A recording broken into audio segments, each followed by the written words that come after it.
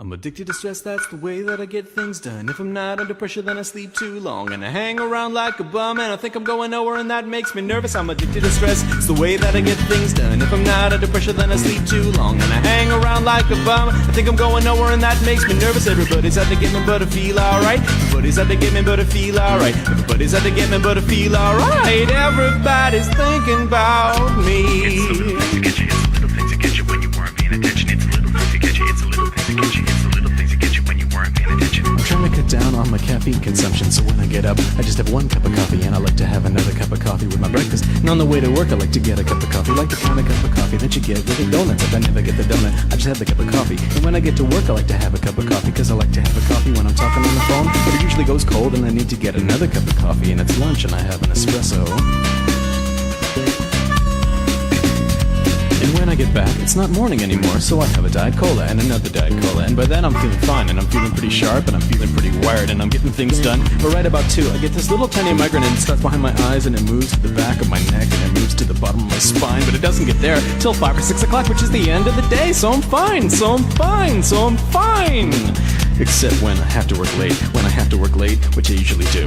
I'm addicted to stress, that's the way that I get things done. If I'm not under pressure, then I sleep too long. And I hang around like a bum, and I think I'm going nowhere, and that makes me nervous. Everybody's out to get me, but I feel alright. Everybody's out to get me, but I feel alright. Everybody's out to get me, but I feel alright. Everybody's thinking about me. It's the little things to get you, it's the little things to get you when you weren't paying attention. It's the little things to get you, it's the little things to get you, it's the little things to get you when you weren't paying attention. I love to work, I love to run, I love to play real hard. I love to steal little things from the grocery store, like a piece of bubble gum, or sometimes I just stick my thumb in a peach and leave it there. I love to work, I love to run, I love to water ski, snowboard, jet ski, skydive, parasail, hang glide, rollerblade, mountain bike, bungee jump. Well, I mean, I love to do these things if I ever have the time. I love to work, I love to work, I love to work out after work. I love to spend a little time with this woman that I'm seeing, so we never really get a little time to spend together. So we call each other up and we talk about work. But what I think I really love is to get up by myself on a little tiny island in the middle of the ocean with just me, a book, and a cellular phone, and a personal computer in case something came up. And I'd eat, and I'd drink, and I'd run, and I'd sleep, and I wouldn't do nothing except swim all day. Except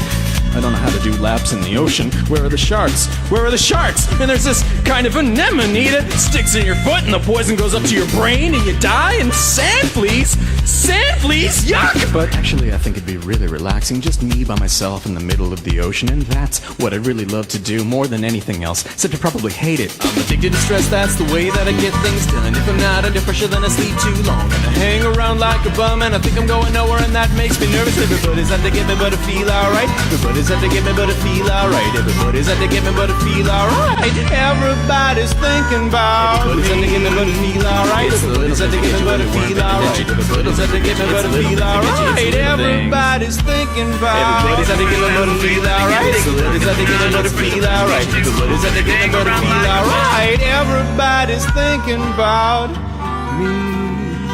Everybody's thinking about me.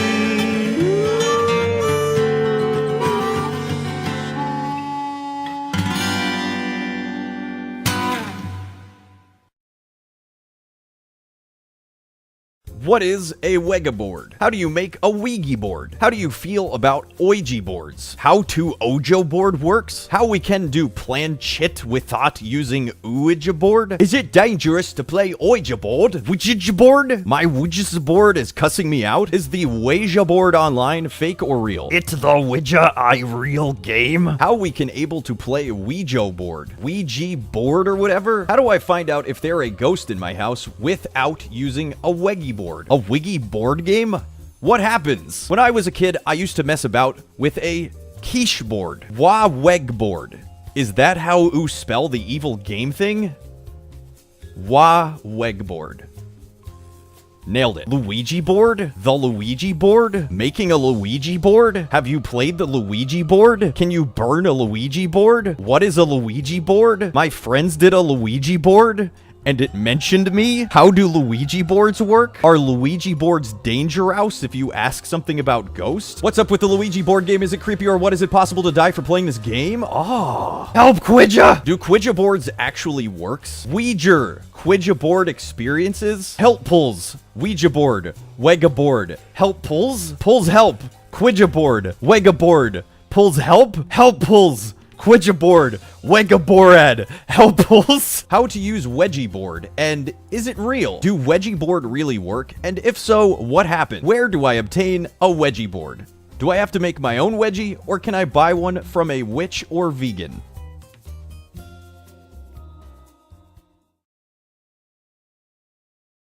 Ghost! Ghost! Ghost! Period, question mark. Bon locale, mesdemoiselles, and welcome, welcome, welcome to the last 7 at 7 for the year, and I'm so glad to have you here. So glad to be here with you. There's a lot of people in the audience today, and that just, cheers me the fuck right up, I'll tell you that right now. It is so great to be here. We've got a long show ahead. I have got so much shit to talk about.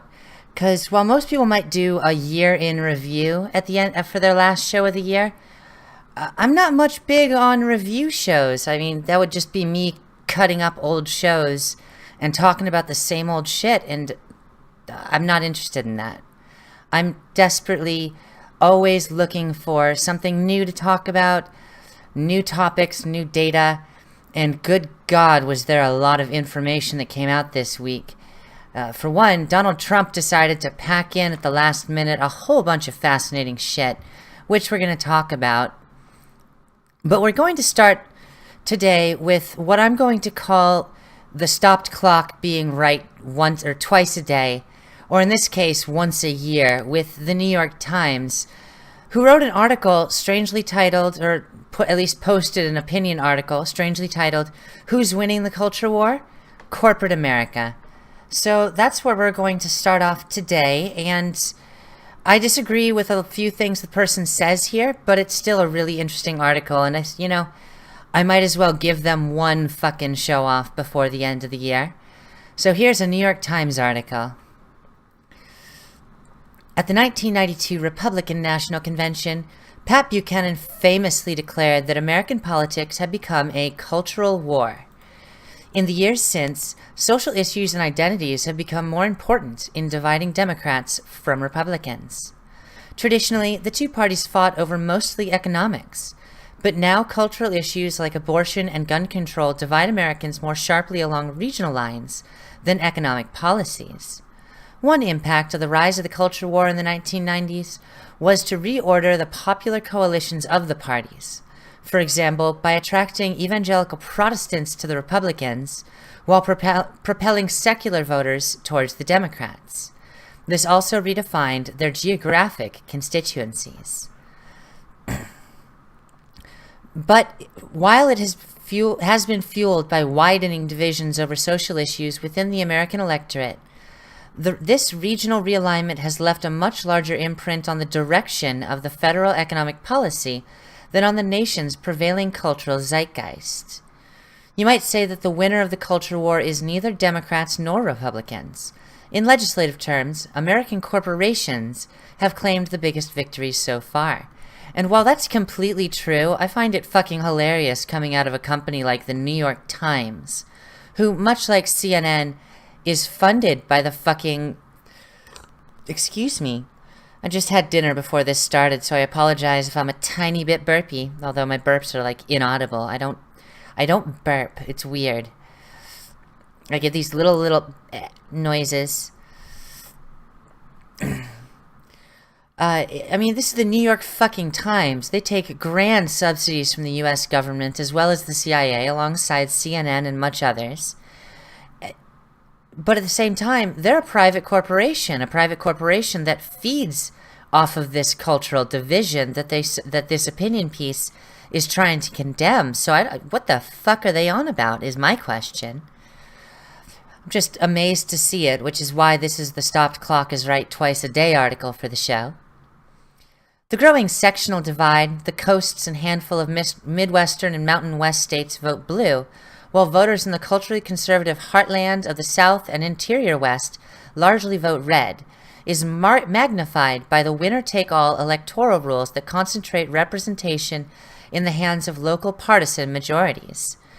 The Alabama Senate race was an exception, but this largely produces a stable arrangement of red and blue states, and districts that seldom deviate from their normal partisan alignments, regardless of the individual candidates seeking office. Now, that's a very general way of presenting this, and honestly, it completely misrepresents the fact that at least one state goes against the Solid South and has for election after election in my lifetime.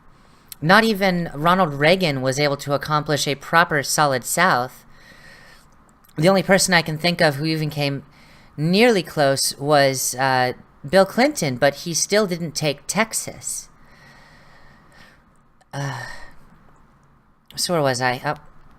On balance, the trend of rising geographic polarization has worked to the advantage of Republicans in both houses of Congress. Now, it's worked to both parties depending on, who had been in office longer at that point.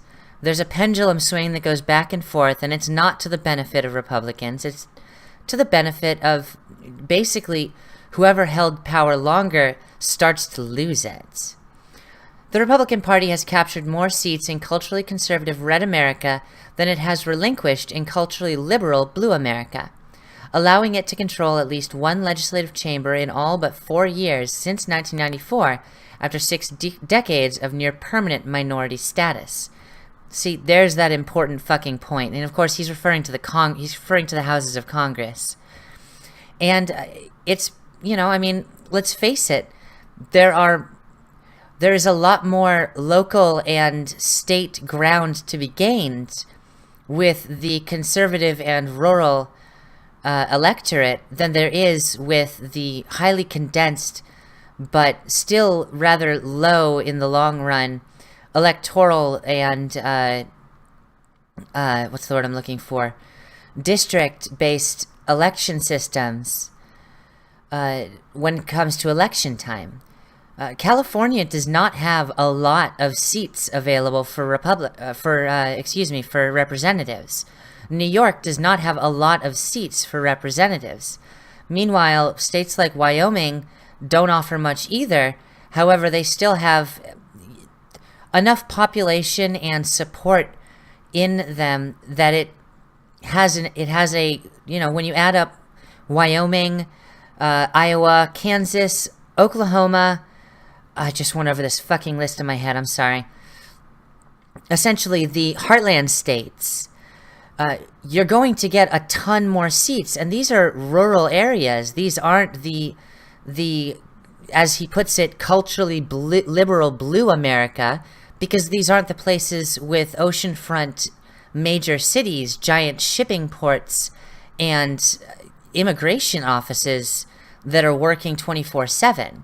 And of course, there's always the grand exception to that rule, Florida, which stands as one of the more divisive swing states, both on the presidential level and on the governor and representative level.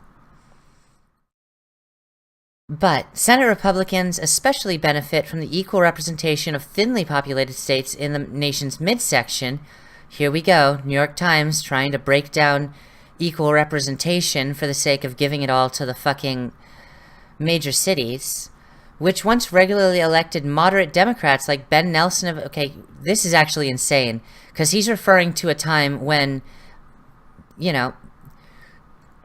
when Democrats actually considered what poor people cared about instead of just trying to tell them we're the party of poor people. Tim Johnson of South Dakota and Max Baucus of Montana, but increasingly favor Republicans in congressional races, mostly because, and of course I'm just talking off the cuff here, these senators and representatives have worked to offer something much more reasonable to these rural Americans who have no major interest in a culture war and are more worried about the fact that they tend to go completely unrepresented at the Senate and presidential level in the long run. Red states now substantially outnumber blue states. In the 2016 election, Donald Trump carried 30 states to Hillary Clinton's 20, despite his loss in the national popular vote. Well, it's a good thing we don't vote on popular vote and instead have an electoral college, isn't it? While the outcome of every Senate race matched the Senate presidential result, a foreboding sign for the future fortunes of Senate Democrats. The contemporary geographic coalitions is, I need to skip ahead because he's completely ignoring the fact that he wanted to talk about a culture war won by corporations. So I'm just going to talk off the cuff with this one from here, because he's turned this into a matter regarding red versus blue, when the fact of the matter is it's not red versus blue. It's grandly authoritarian corporations like Google, like the New York Times, like CNN, like News Corp. Companies, yes, that I depend on for my own shows that I do, but at the same time would be completely replaced likely by companies of much better repute that don't have these overwhelming contracts with the CIA, with the Air Force, with so many different groups within the government, private though they may be, serving as propaganda wings in the same way that people describe Russia Today, RT, as being the propaganda wing of Russia. The Kremlin, as they might call it. Although that's a story for another time, and I am building a large expose on Russia right now, but that's a completely different story, and that's going to take me time, because Russia is a very special case, in my opinion. And the fact of the matter is, we even got companies like Media Matters, whose sole purpose is to swing media opinions to the progressive viewpoint, which is, well, would be communist if it weren't so inclined towards benefiting corporations of a centralized and authoritarian nature. Google, Yahoo, Amazon, groups like this, who want to control everything as a corporate state rather than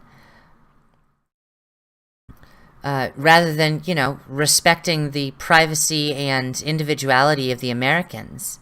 Because that's one thing that does separate these red states that he's trying to condemn here from the blue states, is most of these blue states have the highest population density, in the ballpark of 10 to 20,000 per square mile. And that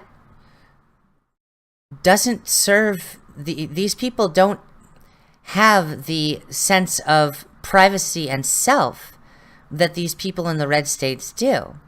But the fact of the matter is, our culture war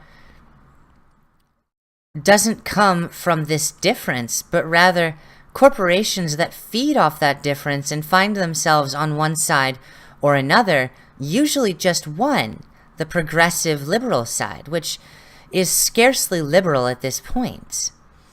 And despite the rest of the article being remarkably oriented towards condemning the fact that red states outnumber blue states, which inaccurate at best, because it's not 30 red states to 20, it's 25 or 22 red states, 6 swing states, and 2 leaning purple states, as they're called, to about 19 or 20 blue states.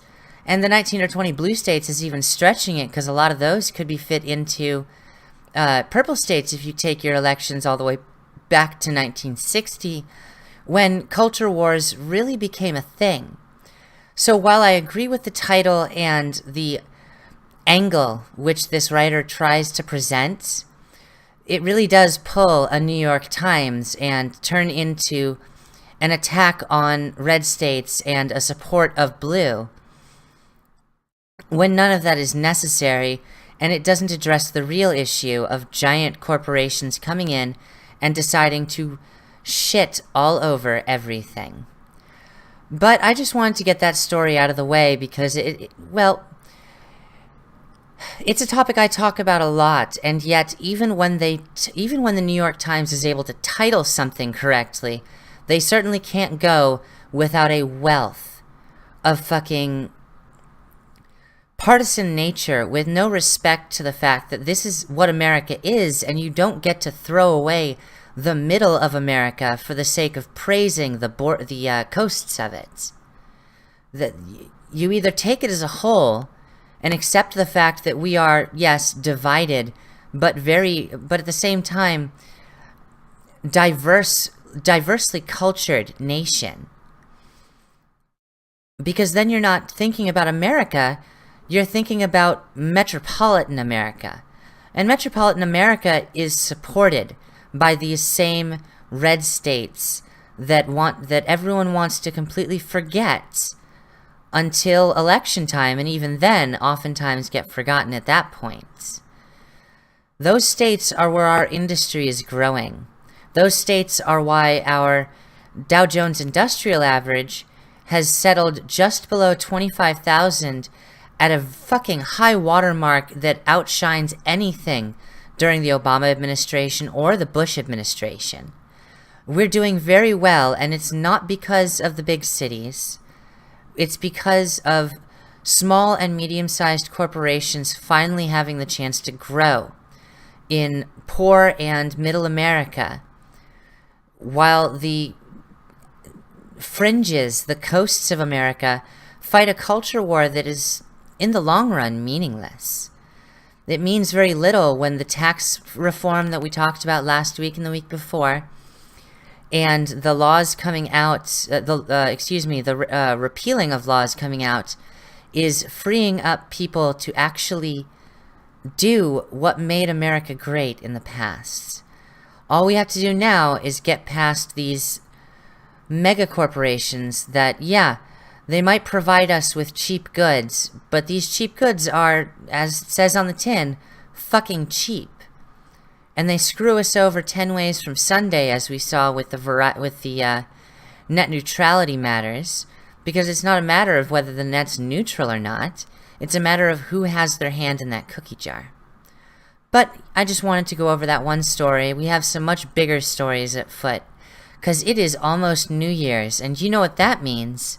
Getting drunk and waiting to see how many people the Islamic terrorists try to kill. This has become a fucking regular situation.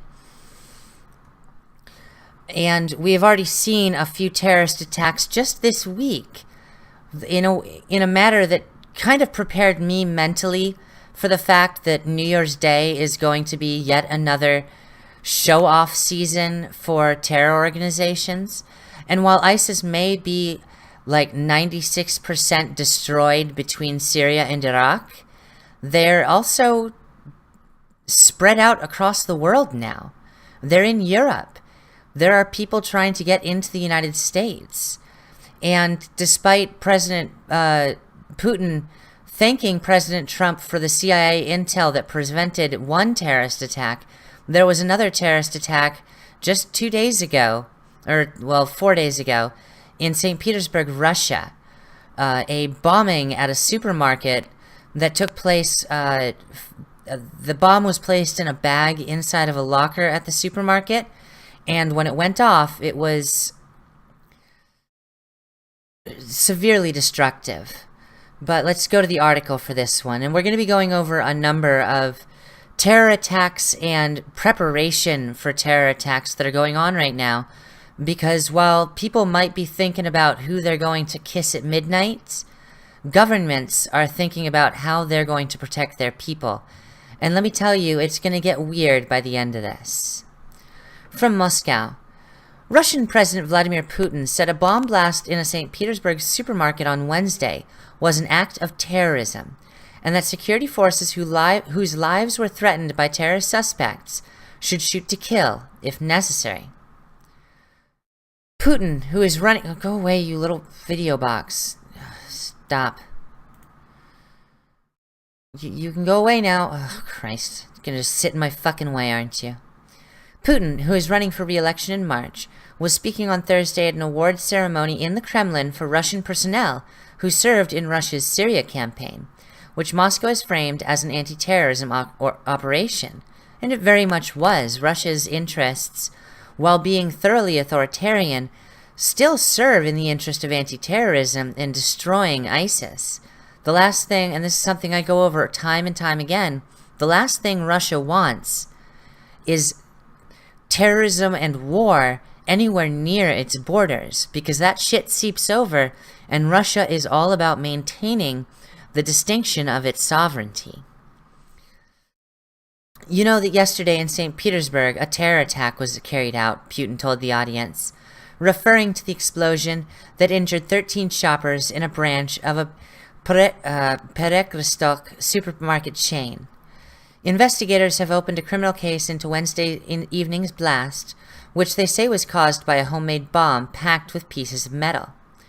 Russian media reports said the bomb was hidden inside a rucksack inside a locker, where shoppers leave their belongings, and said the person who left the bomb, described as being of non-Slavic appearance, had been caught on CCTV. No group has claimed responsibility. This changed on Friday, of course. ISIS has claimed responsibility. However, Putin did come out in response to that and say, well, not Putin, someone from the Kremlin came out and said, ISIS is going to claim more and more attacks now that they've been destroyed so much in what they thought they would make into their caliphate's homeland. Russia has repeatedly been the target of attacks by Islamist militant groups, including an attack in April that killed 14 when an explosion tore through a train carriage in a metro tunnel in St. Petersburg. That act was claimed by a militant group that said the suicide bomber was acting on the orders of al-Qaeda. Russian police detained several suspects in that attack from mainly Muslim states in ex-Soviet Central Asia.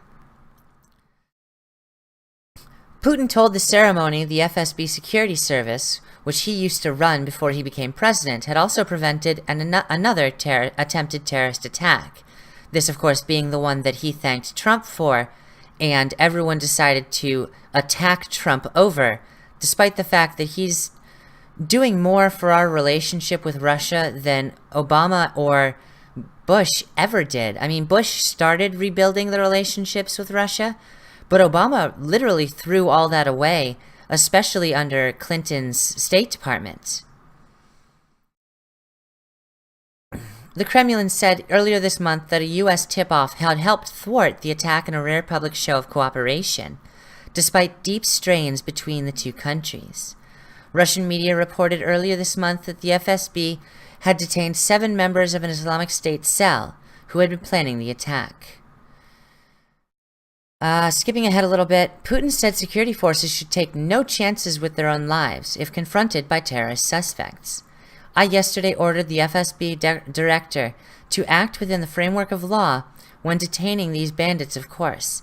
But if there is a threat to the life and well-being of our employees, to act decisively, not take any prisoners, and liquidate the bandits on the spot. I love his rhetoric, because Putin has a way with words. I have to work pretty hard to get accurate translations, because the Russian language doesn't translate perfectly into English.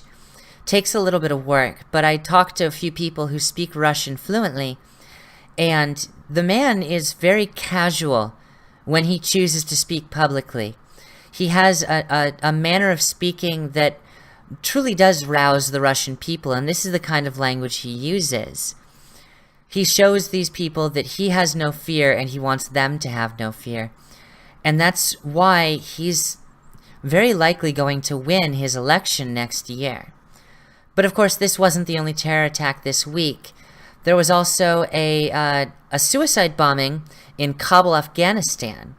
This one being a lot more interesting to me because these are the kind of terror attacks that people tend not to address. We've got a lot of very, very heart-wrenching photos here. So you might want to alt-tab if you've got a sensitive stomach. But bear with me because this story goes to show that Al-Qaeda is on the rise again, and the members of ISIS are fleeing to find either a leader of strength or a new place to carry out their attacks of ideological psychosis. Terror group Islamic State today claimed that its suicide bomber triggered a blast in Kabul that took the lives of over 40 and wounded dozens. The blast took place in the same building as the Afghan Voice Agency, a media outlet which earlier reports had suggested could have been the target. According to the reports, suicide attacker detonated himself during a gather at Tabayan Cultural Center, causing a lot of casualties. Deputy Interior Ministry spokesman Nasrat Rahimi, according to the American Foreign Press, said that this was the deadliest attack since a Shiite mosque bombing in October that killed more than 50, and it was aimed at the Tabayan Cultural Center in the west of the city. Here are some more photos of... The main explosion was followed by 2 smaller bomb blasts as victims and survivors were leaving the scene. Rahimi said the gathering was organized to mark the 38th anniversary of the Soviet invasion in Afghanistan. An Afghan-voiced journalist told AFP that more than 100 people were inside the event at the building's basement. There were chaotic scenes at the Istiklal Hospital where ambulances and police pickups brought victims, including women and children. And here's people carrying away an injured woman to the hospital. Skipping down a little bit. Visibly distressed relatives searching for their loved ones inside the medical facility slapped their heads in fury as they cried and cursed the government for seemingly being unable to end the regular carnage on their streets. Some were so distraught they crawled on the ground, pulling at their hair. For those who don't realize, this is actually a common cultural response to such tragedies. They will literally beat their heads and pull their hair and cry out as powerfully as they can. They will put on a show to make sure people know that they are completely driven over the edge by what they've experienced and what they're seeing. Reporters saw more than a dozen badly burned bodies lying on the floor in a room inside the hospital, and wooden coffins being delivered so families could take away the bodies of their loved ones. Kabul had become one of the deadliest places in war-torn Afghanistan for civilians in recent months, as the Taliban steps up their attacks and IS seeks to expand its presence in their country. Today's assault comes days after a suicide bomber killed 6 civilians in an attack near an Afghan intelligence agency compound in the city, which was claimed by IS. And again, it's important to remember, Islamic State is going to take responsibility for every terror attack that occurs in the coming days because they've all but been destroyed in their desired caliphate between Iraq and Syria. If you want more information about that, please watch the previous episode from last week. I talk in detail about the IS, the war against IS, both Americans and Russians, and show a good map that shows just how much they've lost. From a point where they controlled basically the entire border between the two nations, to now where they only have one city in Mukah. I can't remember the name of the city. They only have one semi-major city to call their own, and they're going to be losing that as well. But as you can see, what we have here is a terrifying situation. Here's one of their someone carrying away a loved one in a casket. Here's the scene in the aftermath, people wearing masks because of the dust and both bone dust as well as the dust and the destruction, armed and waiting on patrol around the buildings. And the entire scene is just locked down because this is a huge attack problem. Kabul is a place that gets attacked on average every 7 days. There's a suicide bombing or car bombing in Kabul so frequently that you would think it wouldn't matter to bring it up, but I find it very important to address them. Because it's not just terror attacks, it's not just trucks of peace. These people are attacking their own. They are killing their neighbors. They are killing their family members in some cases to prove their point and join Muhammad in paradise or whatever the fuck they think they're going to get. 77 virgins and a cup of tea. But the fact of the matter is... Oh, I have an extra article in here. What we know about the attack will be better discussed in this article. The main blast went off inside the Tabian Cultural Center, but offices of the Afghan Voice are also located in the attack. The ministry said the event was to mark the 38th anniversary of the Soviet invasion of Afghanistan. For those who don't recognize what that is, the Taliban actually began as, it started as a small tribal group who enacted very, very basic forms of terror against the Russian military until the CIA came along in 1981 and began through a process of shipping arms from Saudi Arabia to Pakistan and traveling them through tunnels and over land across the border into Afghanistan, funded by rich Israeli men, providing them with rocket launchers, bicycle bombs, Kalashnikovs, and other assault weapons, basically making the Taliban into a force that became something that we feared as far later as 2001. Now, on the 38th anniversary, there are still terror attacks commemorating the Soviet invasion. Note that there are no Soviets in the area. The Soviet Union is separated from Afghanistan by 3 nations at this point, and the Soviet Union has all but 0 influence in Afghanistan, which is pretty much run by the United States and of course the Interior Ministries. The Health Ministry's latest figures say 41 people died and 84 were hurt, with women and children among the casualties. Student Mohammed Hazan Rezai told Tolo News, "We were inside the hall in the second row when an explosion from behind took place. After the blast, there was fire and smoke in the building and everyone was pleading for help." Another witness, Sayed Jan, told the reporters from his hospital bed, "There was a book reading event and academic discussion, and I was one of the participants. During the speech, a huge bang was heard and smoke rose from inside the hall." Moving on to who carried it out, the Islamic State group said on its propaganda outlet Amaq that it had targeted the Shia center with a suicide bomber and other bombs. Because, it totally makes sense to terrorize an opposing Islamic sect to make your point about the Soviet invasion 38 years ago. That makes perfect sense, doesn't it? The Taliban had earlier issued a statement saying they were not involved. The Taliban are not known to specifically target Shia, although both militant groups have carried out frequent attacks across the country. IS announced the establishment of the Khorasan branch, something I've talked about a lot on this channel before, an old name for Afghanistan and surrounding areas, in January 2015.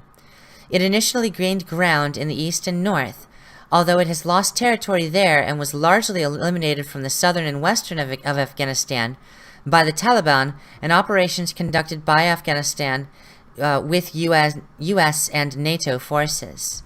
IS has since resorted mainly to guerrilla tactics and is estimated to have a force of between 1,000 and 5,000 fighters. With more accurate numbers, it's closer to about 2,200, and that's from reading CIA reports. I have a lot of stuff linked in the description box below, by the way. This is going to be one long fucking show because I've got so much information I want to go through. I've got articles and news reports and CIA leaks of all sorts that I wanted to share with you. You're going to have to dig into some ghost bins. You're going to have to dig into some archive.is links, but you're going to find it there, and it's quite insane. You might also remember that in April, the U.S. dropped the Moab, or the mother of all bombs, on, well, they say IS here, but rather the tunnels used both by the Taliban and the Islamic State, which crippled the primary trade lines, well, illegal trade lines between Pakistan and Afghanistan. But we have still seen attacks from inside the country, which show a lot less influence from Pakistani providers, but nonetheless show that they're getting their weapons and gear from somewhere. Gee, I wonder where. I think it rhymes with BIA. Anyway, so that's Afghanistan, and now we're going to bring it home a little bit, closer to home at least, by talking about Berlin, because Berlin is setting up a New Year's Eve safe zone for women amid sexual assault concerns. And while you might see this and think, oh, safe spaces, it's nowhere near. Hold on a second. $5 from self-stealing... Fucking tongue twister, my friend. Self-sealing stem bolt says, as the hymn of Demeter says, in vain much white barley fell on the earth. She would have destroyed the whole mortal race by cruel famine. Yes, absolutely. You might consider this talking about, back to the safe spaces, you might think that this means that they're going to have safe spaces, but if you know about safe spaces, as many who have looked into the feminist and social justice propaganda, you know that they don't provide any safety. They just provide a place to go in case you're emotionally distressed. And as you'll see, these safe zones aren't safe at all. In Berlin, as thousands celebrate New Year's Eve at Berlin's iconic Brandenburg Gate on Sunday night, a team of medical professionals in a white tent only yards away will be standing by, waiting for possible victims of sexual assault and harassment to seek their help.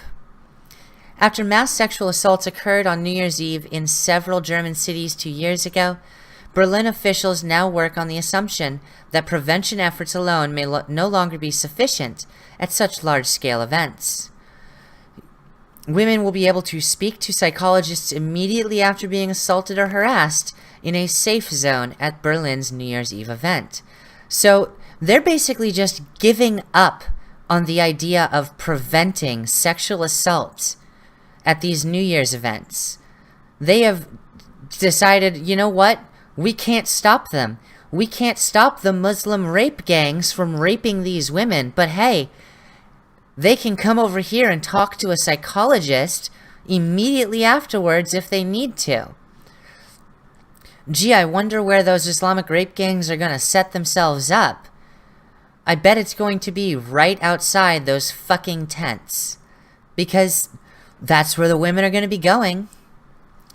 While the presence of medical professionals and police officers at crowded event sites is nothing new, it is the first time such a dedicated area with experienced staffers will be set up in Berlin, and the first time that such an effort is being undertaken on New Year's Eve in Germany.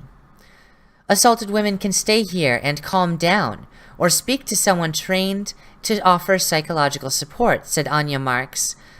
Well, that's a fucking creepy name. Spokeswoman of Berlin's main New Year's Eve celebrations. Up to 5 members of a German Red Cross team will be available to offer immediate support to victims. So, okay, we're going to have 5 Red Cross team members and maybe a few psychologists. If I remember correctly, it was in the dozens, upwards of 50 people filing reports.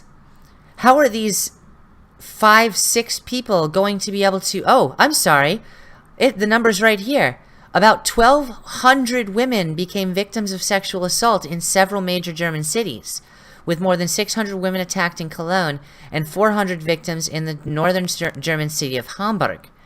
Gee, I wonder how... I mean, seriously. What do they think? This is nothing more than a fucking... This is them saying there's nothing we can do. This is literally them saying there's nothing there. We have no resources. We're not even going to try and stop them. We're not going to be able to stop them.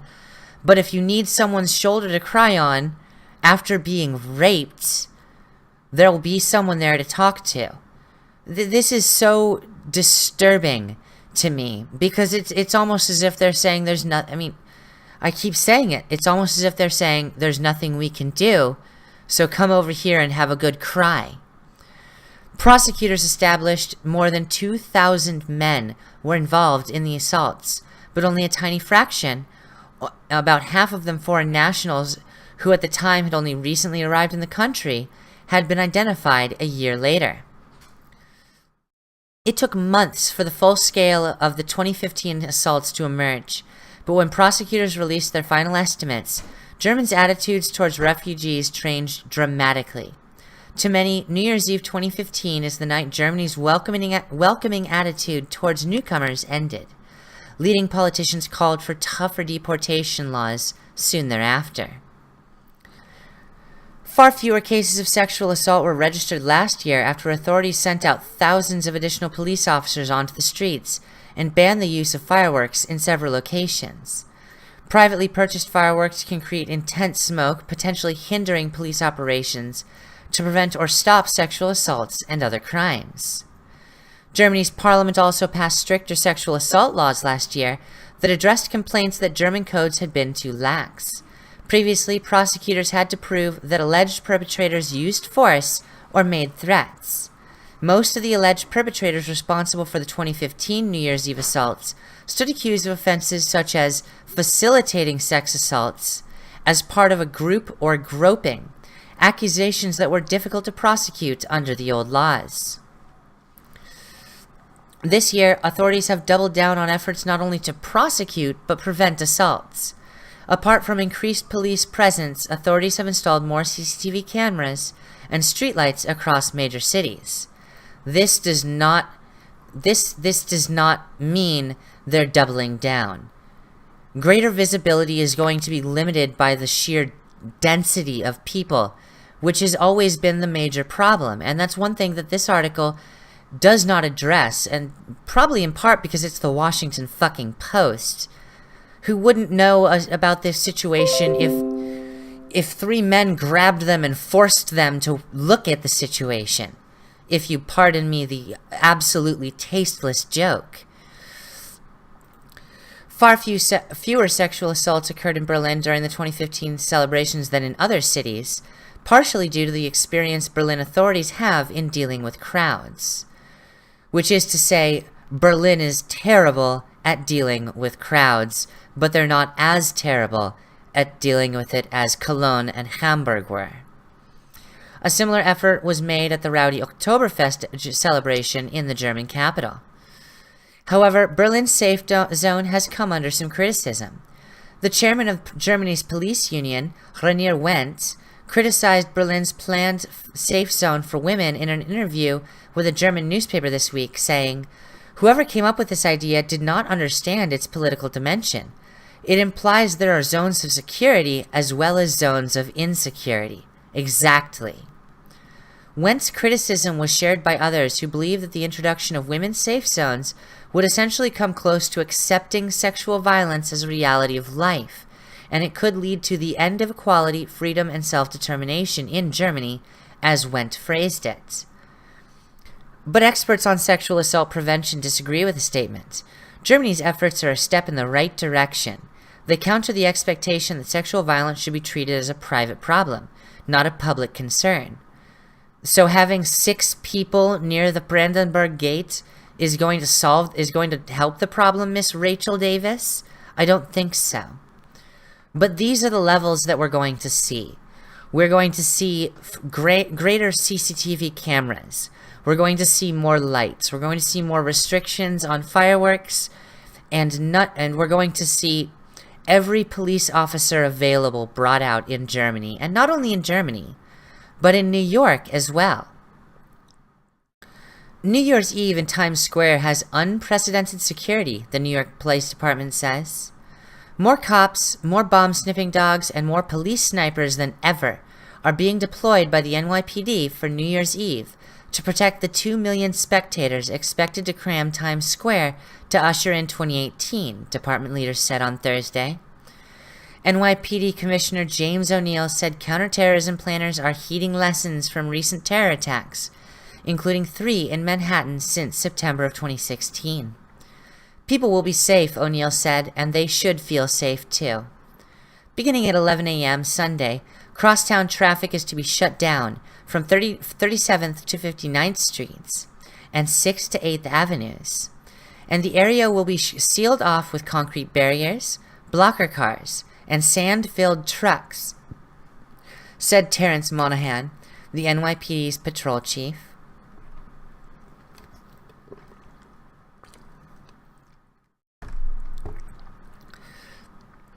He said the department will also restrict trucks on those avenues from 34th to 59th. To stop a suicide bomber from detonating an explosive like the one set off on December 11th under the Port Authority bus terminal, officers will search celebrants twice, when a person approaches the Times Square area and again at each designated gathering place, with specially trained dogs and metal detectors, and by officers examining each reveler's bags. To avert a Las Vegas-style sniper shooting from above, NYPD officers are being assigned to every hotel in the Times Square area. O'Neill hinted that guest rosters are being scrutinized, but he declined to elaborate. The NYPD is focusing on about 20 hotels and office buildings, especially about a dozen within direct line of sight of the crowd below, said Steve Davis, the NYPD's chief spokesman. To block a vehicle ramming attack like the rented pickup on Halloween that killed pedestrians on a bike path near the West Side Highway, sand-filled garbage trucks are to be parked at intersections near Times Square, with all 125 area garages ordered closed and sealed to protect from an exploding vehicle being left inside.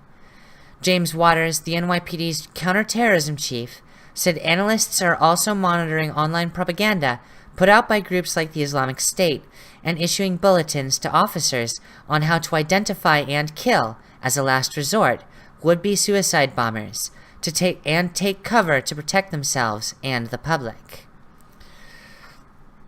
So as you can see, we are going to be having just a wonderful time this New Year's, aren't we?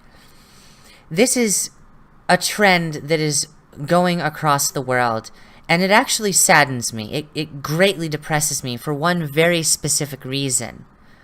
This is exactly what terrorists want. They want us to be terrified. It's right there in the fucking name. They want the police to be overzealous in their protection because they're gonna find a way through. With 2 million people, you can't check all of them completely thoroughly without completely shutting down the event. With 40,000 people at the Brandenburg Gate, you're not going to be able to care for 1,000 people who are sexually assaulted or worse, attacked by a truck of peace, which has been made so common in the last years. All of this protection only serves to prove to these terrorists that they are getting what they want. They are increasing security, increasing authoritarianism, giving themselves far more to scream about and yell about. And there are stories I didn't even bring up in this, like the fact that ISIS has literally called for American cripples to come out to these events and kill themselves for the honor of Allah.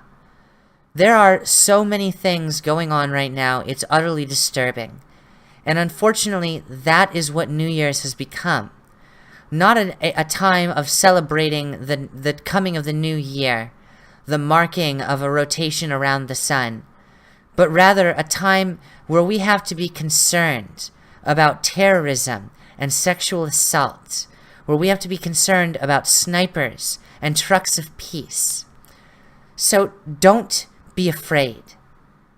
Do yourself that one honor and be proud to take part in these events. Deal with the security, but make sure to remind the police that this is what the terrorists want.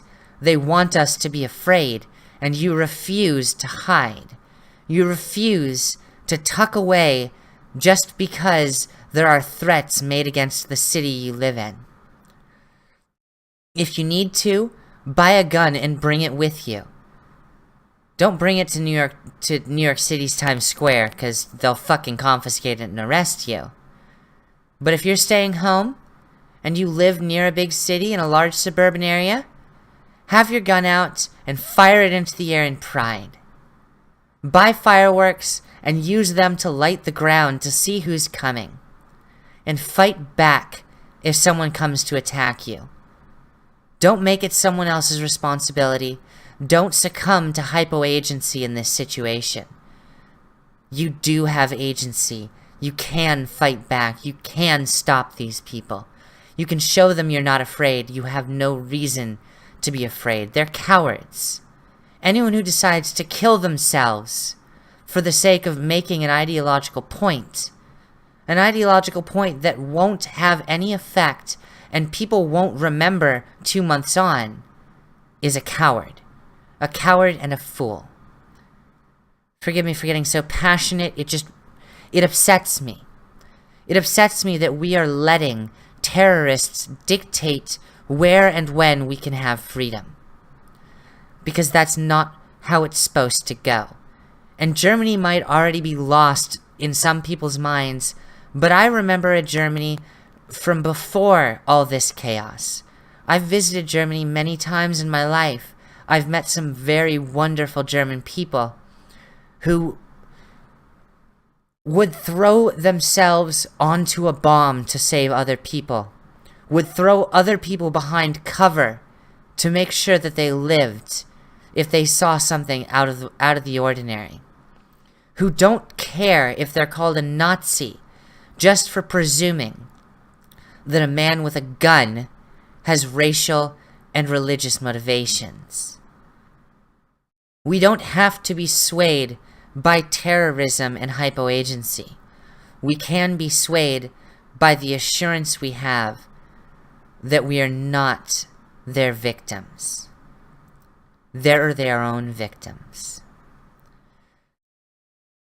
Forgive me, that's a bit intense for me.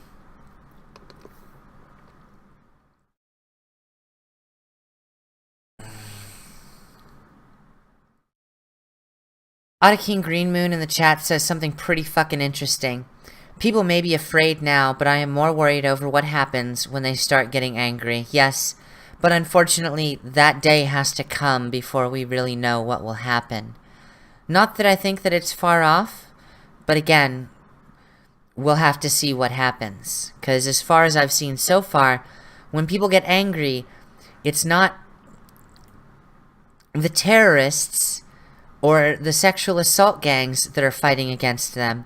It's their own people calling them racist. It's their own people calling them bigots and protesting them for trying to defend themselves.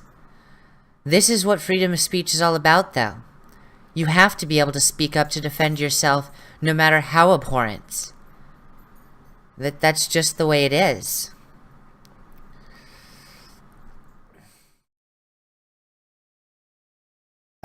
Stembolt in the chat says, I'm a psychologist working in a social workplace, so I know people, so yeah, they ask us to grade people.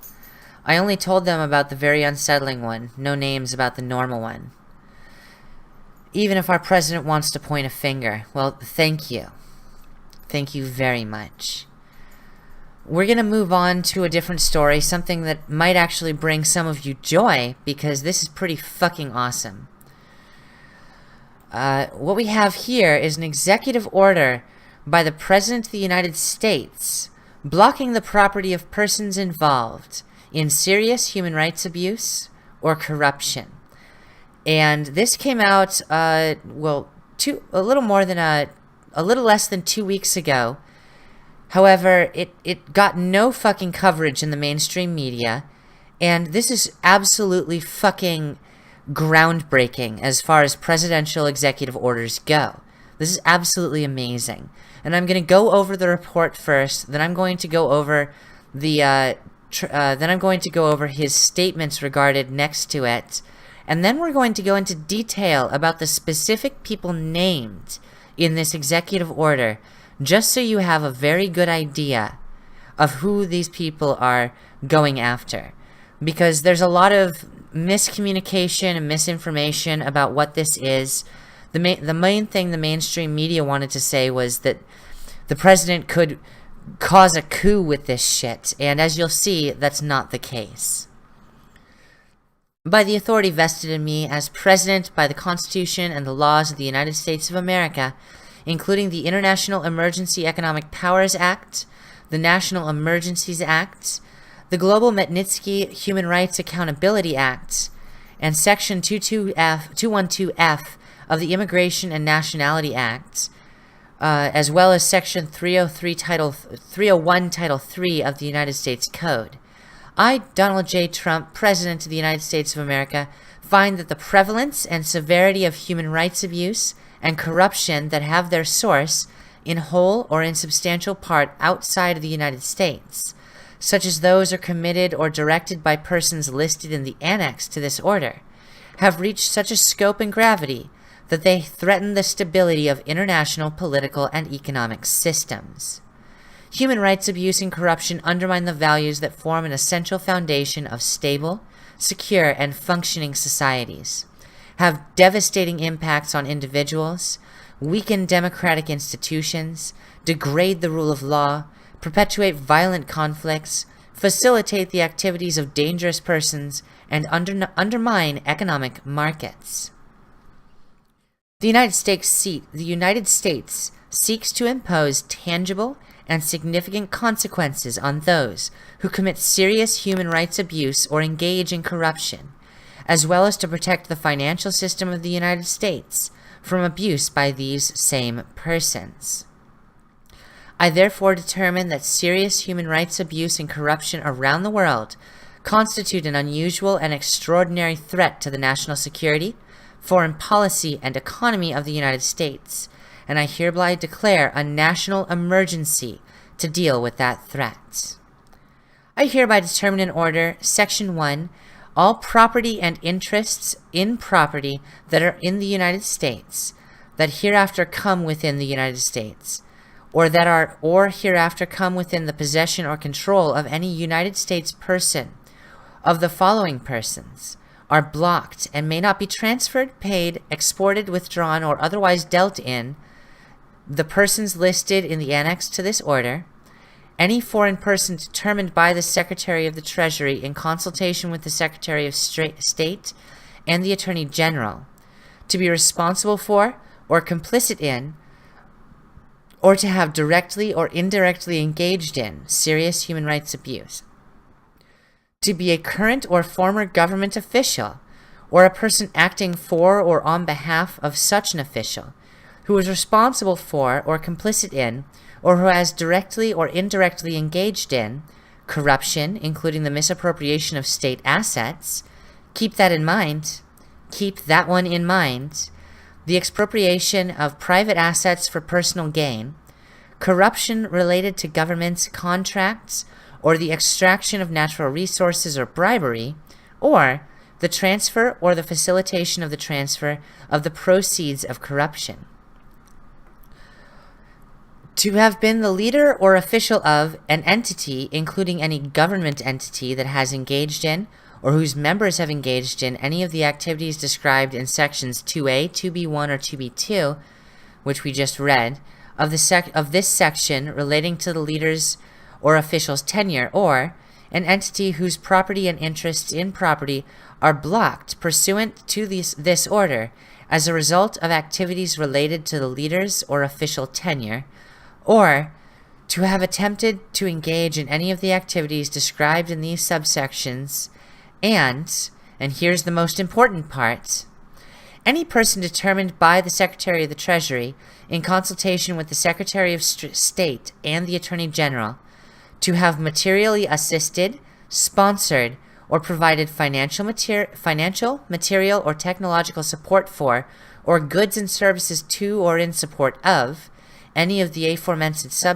any activity described in the aforementioned subsections that is conducted by a foreign person, any person whose property and interests in property are blocked pursuant to this order, or any entity, including any government entity, that has engaged in or whose members have engaged in any of the activities described in the aforementioned subsections, where the activity is conducted by the foreign person. Skipping on just a little bit because it's kind of repetitious. The prohibitions in subsection A of this section apply except to the extent provided by statutes or in regulations, orders, directives, or licenses that may be issued pursuant to this order, and notwithstanding any contract entered into or any license or permit granted before the effective date of this order. And we're going to skip down just a little bit to go through, because it's just definitions past this point, and you can read these definitions for yourself. They're in the link is in the description box below, of course. Now we've had this annex mentioned a few times, and what we have here is a list of 13 people who are the first to be named as subject to these grand sanctions, basically having their property seized and held, not to be withdrawn, not to be transferred, not to be exported, due to their involvements.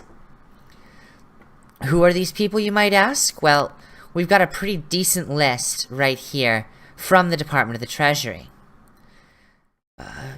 Today, the Trump administration launched a new sanctions regime targeting human rights abusers and corrupt actors around the world. Building on the Global Magnitsky Act, Human Rights Act, passed by Congress last year, President Donald J. Trump signed an executive order declaring a national emergency with respect to serious human rights abuse and corruption around the world. The Secretary of the Treasury's statement. Today, the United States is taking a strong stand against human rights abuse and corruption globally by shutting these bad actors out of the U.S. financial system. The Treasury is freezing their assets and publicly denouncing the egregious acts they've committed, sending a message that there is a steep price to pay for their misdeeds. At the direction of President Trump, the Treasury and our interagency partners will continue to take decisive and impactful actions to hold accountable those who abuse human rights, perpetrate corruption, and undermine American ideals. As a result of today's actions, all of the assets within U.S. jurisdiction of the individuals and entities included in the annex to the order designated by the OFAC are blocked, and U.S. persons are generally prohibited from engaging in transactions with them. Further details on these designations are included below. So let's go through some of these people and their associated companies. Yahya Jammeh, the former president of the Gambia, who came into power in 1994 and stepped down in 2017, has had a long history in engaging in serious human rights abuses and corruption. Jammeh created a terror and assassination squad called the Junglers that answered directly to him. Jammeh used the Junglers to threaten, terrorize, interrogate, and kill individuals whom Jammeh assessed to be threats. During Jammeh's tenure, he ordered the Junglers to kill a local religious leader, journalists, members of the political opposition, and former members of the government, among others. Jammeh used the Gambia's National Intelligence Agency as a repressive tool of the regime, torturing political opponents and journalists. Throughout his presidency, Jammeh routinely ordered the abuse and murder of those he suspected of undermining his authority. During his tenure, Jammeh used a number of corrupt schemes to plunder the Gambia's state coffers, or otherwise siphon off state funds for his personal gain. Ongoing investigations continue to reveal Jammeh's large-scale theft from state coffers prior to his departure. According to the Gambia's Justice Ministry, Jammeh personally, or through others acting under his instructions, directed the unlawful withdrawal of at least $50 million of state funds. The Gambian government has since taken action to freeze Jammeh's assets within the Gambia. In related action, the OFAC designated Africata Airways, the Kanalai Group International, Kanalai Warney Family Farms Limited, Royal Africa Capital Holdings Limited, Africata Financial Service and Bureau de Change Limited, Africata Microfinance Limited, Africata Insurance Company, Cora Media Corporation Limited, Atlantic Pelican Company Limited, Palm Grove African Development Corporation Limited, Patriot Insurance Brokers Company Limited, and the Royal Africa Securities Brokerage Company Limited. Robert José Rivas Reyes. As president of Nicaragua's Supreme Electoral Council, drawing a reported government salary of $60,000 per year, Roberto Jose Rivas Reyes has been accused in the press of amassing sizable personal wealth, including multiple properties, private jets, luxury vehicles, and a yacht. Rivas has been described by the Nicaraguan Comptroller General as above the law, and investigations into his corruption have been blocked by Nicaraguan government officials. He has also perpetrated electoral fraud, undermining Nicaragua's electoral institutions. Now here's where we start getting into people you might actually give a fuck about, because this person is pretty fucked. I mean, not to say that Mr. Jammeh wasn't quite fucked, but most people don't even know where the Gambia is. However, lots of people know where the Democratic Republic of the Congo is, which certainly makes a mockery of the name Democratic Republic. Dan Gertler is an international businessman and billionaire who amassed his fortune through hundreds of millions of dollars worth of opaque and corrupt mining and oil deals in the Democratic Republic of the Congo.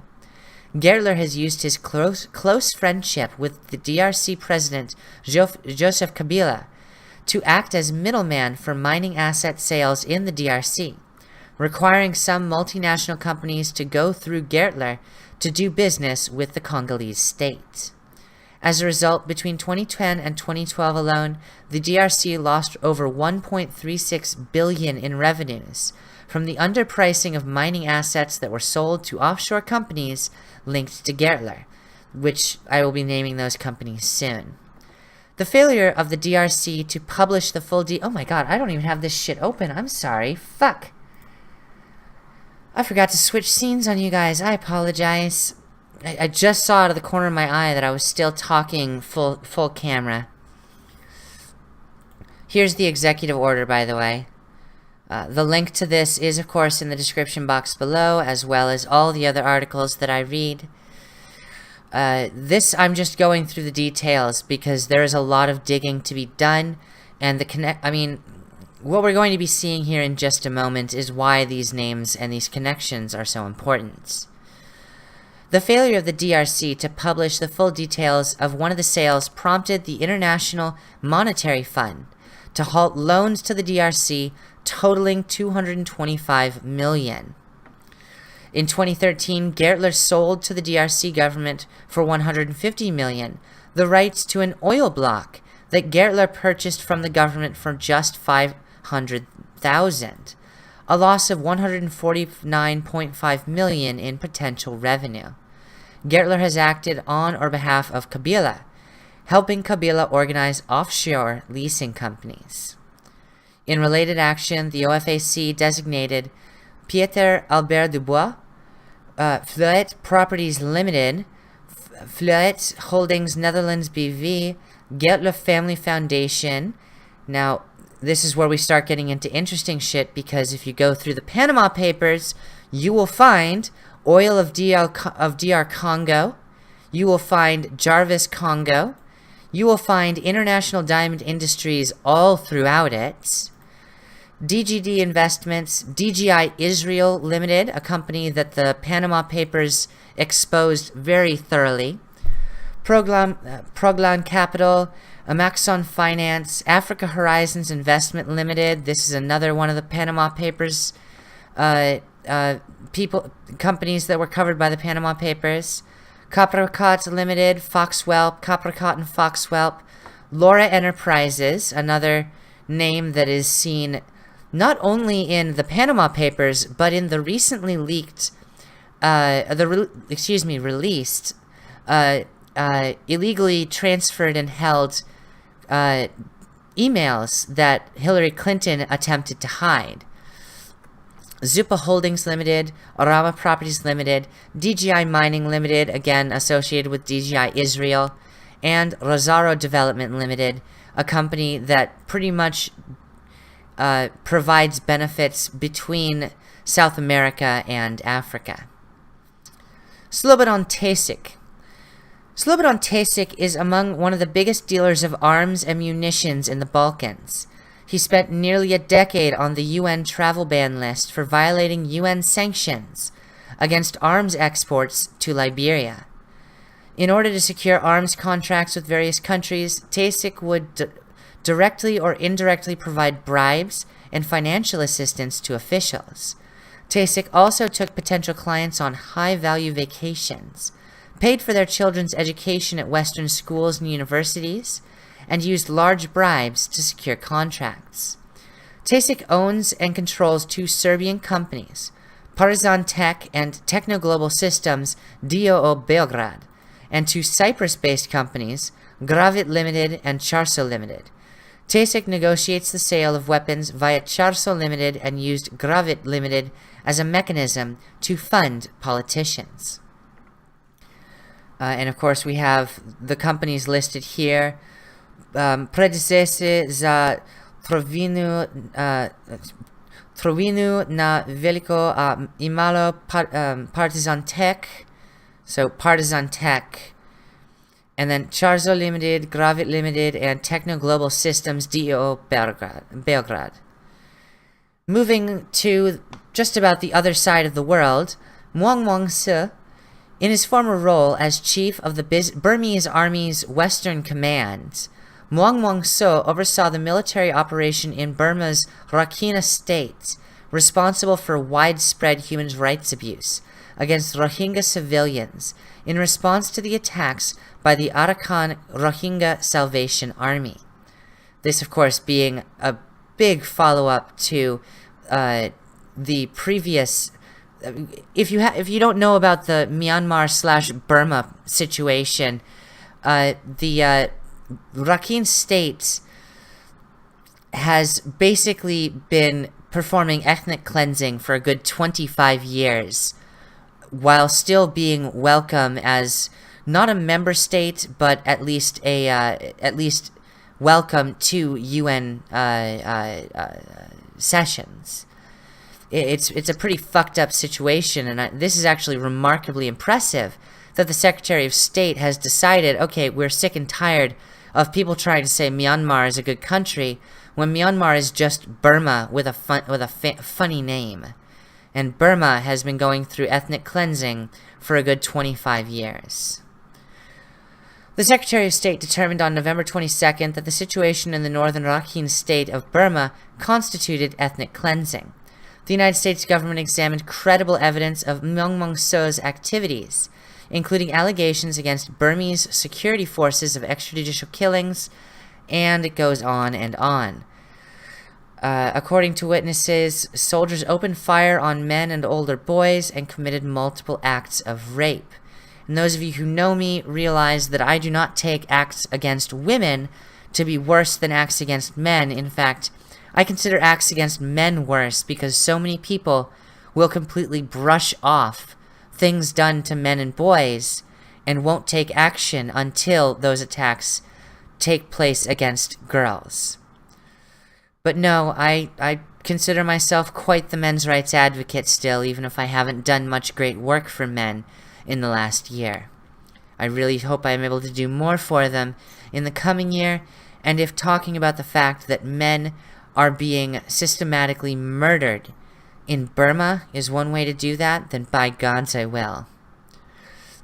Moving on, Benjamin Bolmel is the president of the ABMC Thai South Sudan Construction Company Limited and has served as the chairman of the South Sudan Chamber of Commerce, Industry, and Agriculture. Bolmel has served as South Sudanese President Salva Kiir's principal financial advisor, has been Kiir's private secretary, and was perceived within the government as being close to Kiir and the local business community. Bolmel oversees ABMC, which was awarded contracts worth tens of this one's just basic corruption between the Thai government and the South Sudanese government. So I'm not going to go into much detail of that one, but this one is absolutely fascinating. You're going to shit yourself when you realize who this person is. Mukhtar Hamid Shah.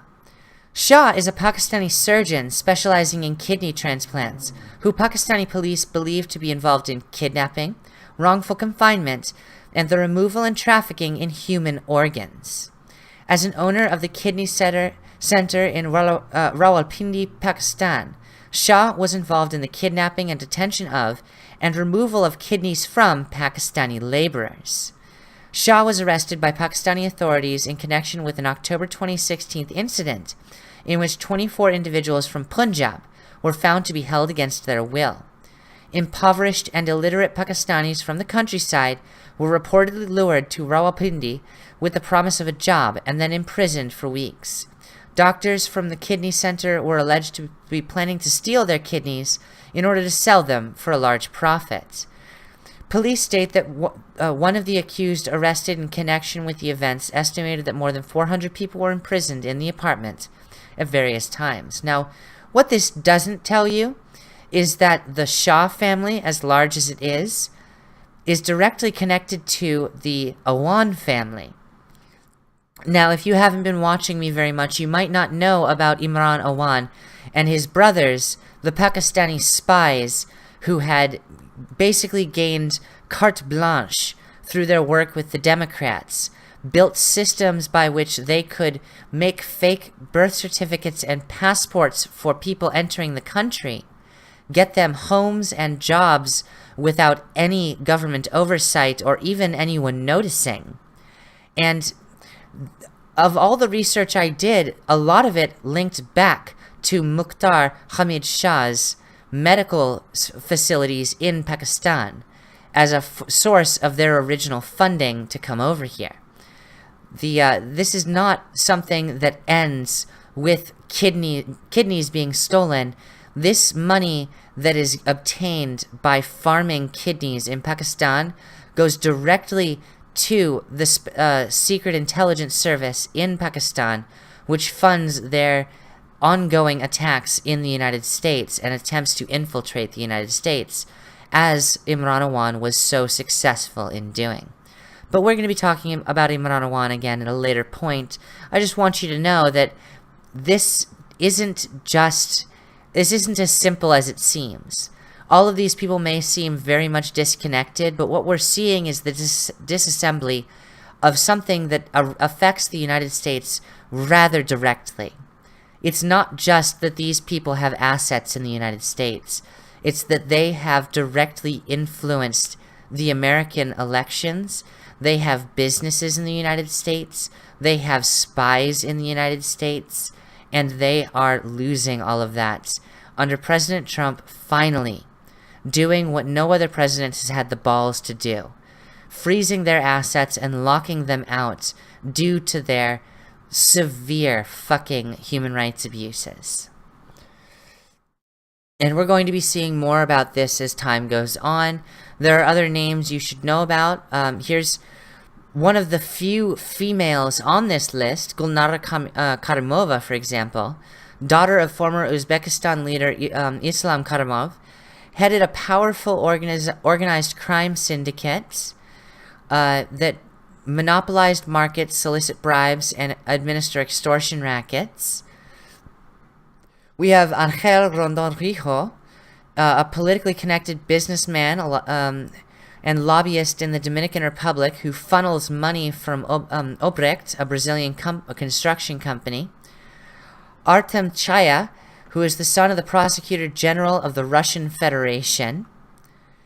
Gao Yan, the Beijing Public Security Bureau branch director, and basically the individual responsible for the detaining of human rights activist Chao Shun-li, who was supposed to travel to Switzerland to train human rights activists. Sergei Kusyuk, commander of an elite Ukrainian police unit, the Berkut. Julio Antonio Jerez Ramirez, Guatemalan congressman accused of ordering an attack on journalists. And Yankuba Badji, another Gambian politician who abused his power very extensively. If you want all of the details of these people, please start looking into them and tell me what you find, because these people are not only connected to, for example, Imran Awan and there through Debbie Wasserman Schultz, but some of these people have donated to the Clinton Global Initiative and Clinton Foundation. So, happy hunting, my friends. We have finally started taking down the corrupt regime that has been trying to run the world through underground. This is absolutely stunning. This is an amazing act by what I will say is perhaps one of the bravest presidents in quite a long time. Someone who is refusing to be influenced by political corruption, which has run rampant even in our own country for far too long. And not only that, he has declared January of 2018 National Slavery and Human Trafficking Prevention Month. I mean, the balls on this man. It's just fucking amazing to me. During National Slavery and Human Trafficking Prevention Month, we recommit ourselves to eradicating the evil of enslavement. Human trafficking is a modern form of the oldest and most barbaric type of exploitation. It has no place in our world. This month, we do not simply reflect on this appalling reality, we also pledge to do all in our power to end the horrific practice of human trafficking that plagues innocent victims around the world. Human trafficking is a sickening crime. I'm going to skip ahead from the introductory stuff. My administration, this is of course President Trump talking, continues to work to drive out the darkness human traffickers cast upon our world. In February, I signed an executive order to dismantle transnational criminal organizations, including those that perpetuate the crime of human trafficking. My interagency task force to monitor and combat trafficking in persons has enhanced collaboration with other nations, businesses, civil society organizations, and survivors of human trafficking.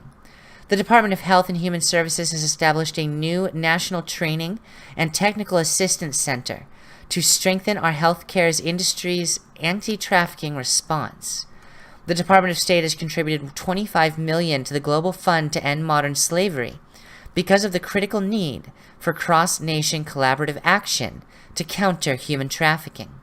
The Department of Labor has released an innovative business-focused mobile app that supports private sector efforts to eradicate forced labor from global supply chains. And this month, I will sign into law S1536, Statute 1536, the Combating Human Trafficking in Commercial Vehicles Act, and Statute 1532, the No Human Trafficking on Our Roads Act. These bills will keep those who commit trafficking offenses from operating commercial vehicles, improve anti-human trafficking coordination within federal agencies, and across state and local governments, and improve efforts to recognize, prevent, and report human trafficking. In addition to these governmental actions, Americans must learn to identify and combat the evil of enslavement. This is especially important for those who are most likely to encounter the perpetrators of slavery and their victims, including healthcare providers, educators, law enforcement officials, and social service professionals. Through the Department of Homeland Security's Blue campaign, all Americans can learn to recognize the signs of human trafficking and how to report suspected instances. By taking steps to become familiar with the telltale signs of traffickers or the signals of their victims, Americans can save innocent lives. Now, therefore, I, Donald J. Trump, President of the United States of America, by virtue of the authority vested in me by the Constitution and laws of the United States, do hereby proclaim January 2018 as National Slavery and Human Trafficking Prevention Month, culminating in the annual celebration of a National Freedom Day on February 1st, 2018. This is absolutely groundbreaking in my opinion. No president in my lifetime has taken as grand and powerful of actions as this. And even though at its current state, it only serves to destroy a small number of the larger syndicates that are out there, and probably does very little to address the fact that many of these syndicates hold a strong stranglehold on our government itself, it is an enormous first step in changing the narrative. Because the narrative is constantly about attacking the president, and now the president is saying, fuck you want to attack me, that's fine. but I'm here to talk about severe human rights violations. And that is fucking amazing, in my opinion.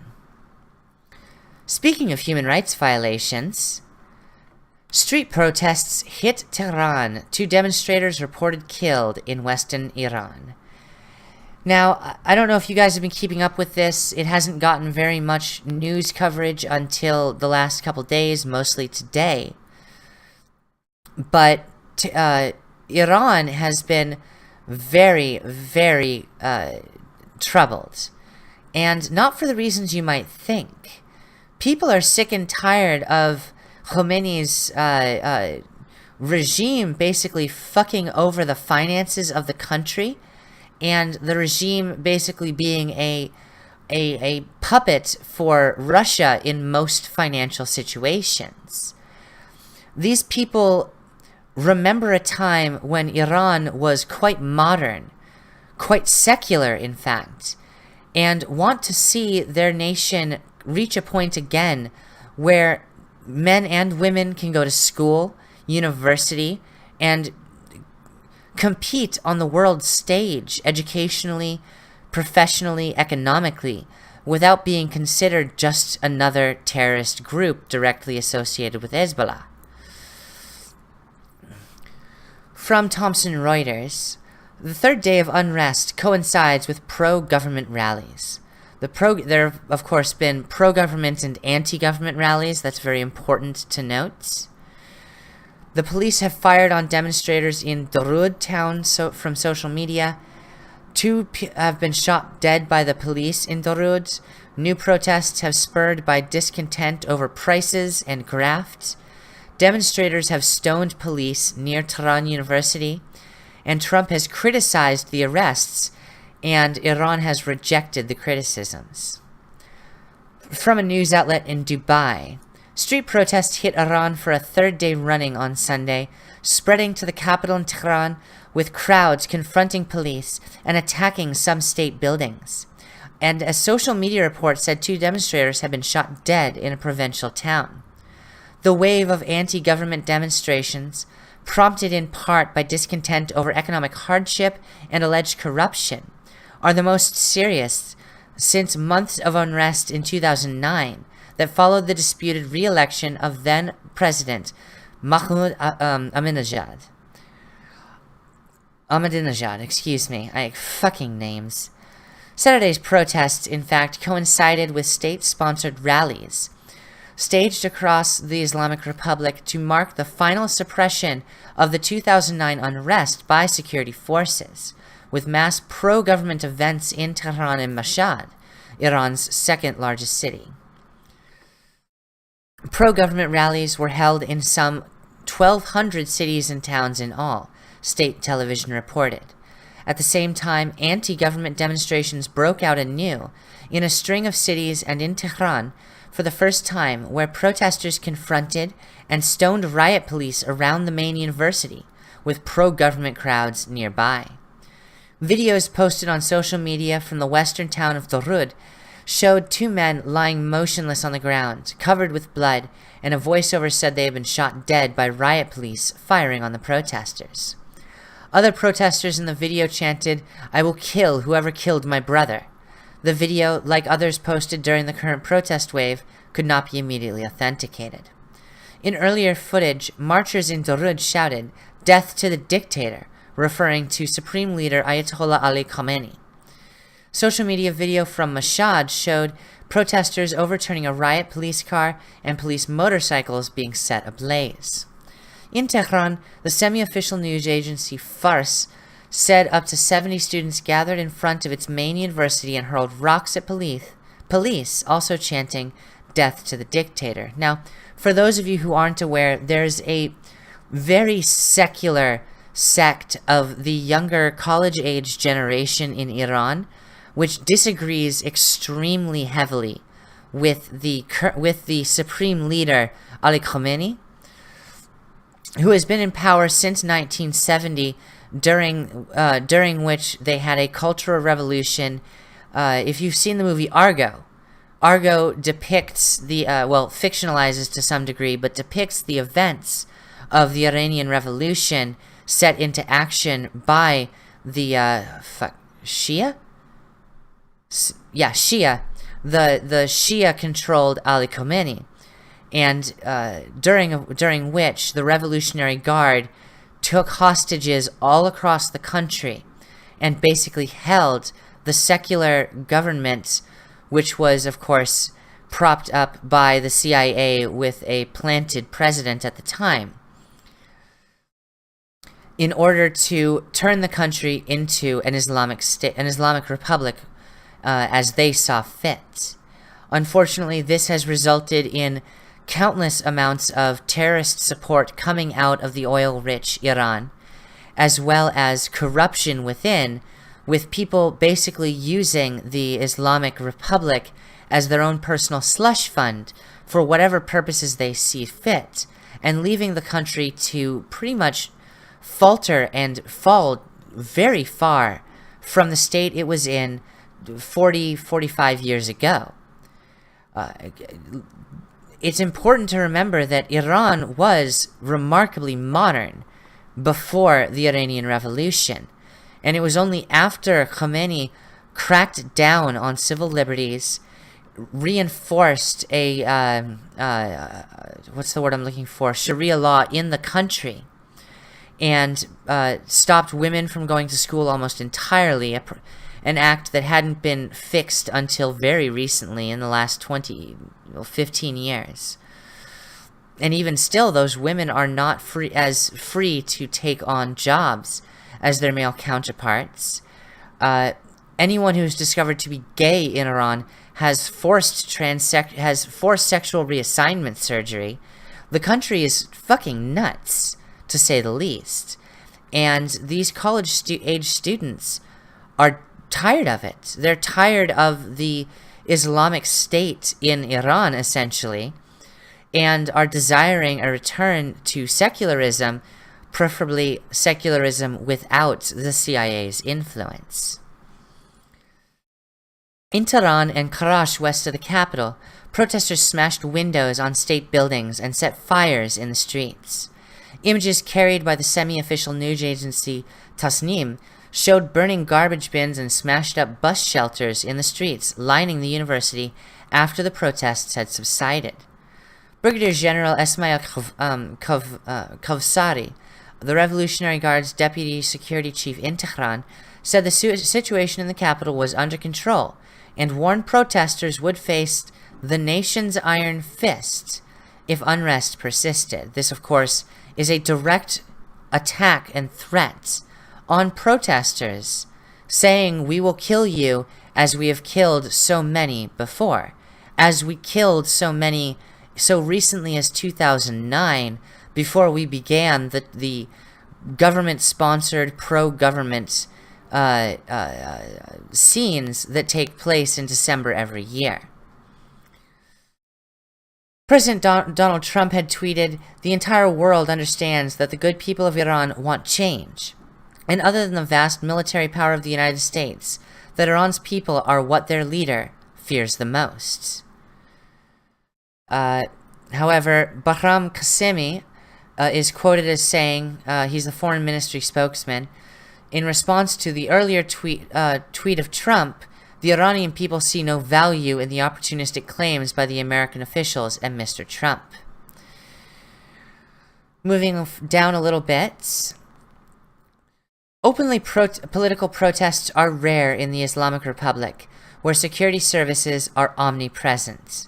But there is considerable discontent over high unemployment, inflation, and alleged graft. Some of the new protests have turned political over issues, including Iran's costly involvement in regional conflicts, such as those in Syria and Iraq. Joblessness has risen, and annual inflation is running at about 8%, with shortages of some foods contributing to higher prices and hardship for many families. Interior Minister Abdolreza Rahmani Falzi warned that against attempts to promote protests via social media. We ask people not to take part in unlawful gatherings. If they plan a gathering, they should apply for a permit, he told the Young Journalists Club news websites. Most of those arrested in the last 2 days have been released, state television said, without giving details. And I honestly don't believe that they have.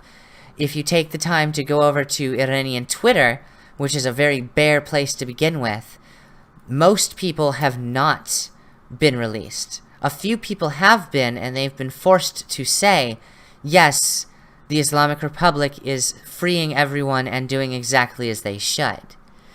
Enemy websites and foreign media continue to try and exploit economic hardships and the legitimate demands of the people in this respect to launch illegal gatherings and possible unrest. Of course, they give no evidence because this is what Iran does. They blame their problems on everyone else, just like every other Islamic fucking state. Because, we have no agency. It's all the Americans' fault. I'm sorry. The CIA may have fucked up Afghanistan. The CIA may have fucked up Iran. But you know when that was? 1981. 1954. Our interests are far greater in the matters of addressing what's going on at home. And while there are certainly private and rogue elements within our intelligence community, they do not have the backing or money or tools required to produce another coup in the way they did back in 1954. President Hassan Rouhani's leading achievement, a 2015 deal with world powers that curbed Iran's nuclear program in return for a lifting of most international sanctions, has yet to bring the broad economic benefits the government says are coming. I also want you to remember that this was a big part of why Obama took part in the Iranian nuclear deal. He said that this would bring economic benefits to Iran, but the only economic benefits Iran has seen is the lining of the pockets of those in charge, of Ali Khamenei, of Hassan Rouhani, and others like them. This corrupt government is a problem. And one problem I'm probably going to have to address more and more as the years go on. Now, the AP actually addresses the economic problems a little bit more in a little bit more detail, if I can find the section. Damn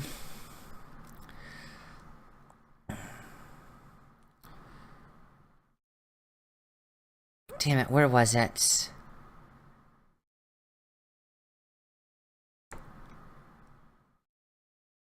Here it is. In Tehran, some 4,000 people gathered at the Musalla prayer ground in central Tehran for the rally. They called for criminal trials for Hossein Mousavi and Mahdi Karoubi, leaders in the 2009 protests who had been under house arrest since 2011. Iranian President Hassan Rouhani, whose administration struck the 2015 nuclear deal, campaigned on freeing the men, though they remain held. Mohsen Ahraki, a Shiite cleric who serves in Iran's assembly of experts, praised Rouhani's efforts at improving the economy. However, he said Rouhani needed to do more to challenge enemy pressures. We must go back to the pre-nuclear deal situation, Araki said. The enemy has not kept with its commitments. They always say that we are supporting Iranian people, but who should pay the costs? This is Iran's primary problem, and what these college students have a problem with. The government is constantly saying, who's going to pay for this? Who's going to pay for this?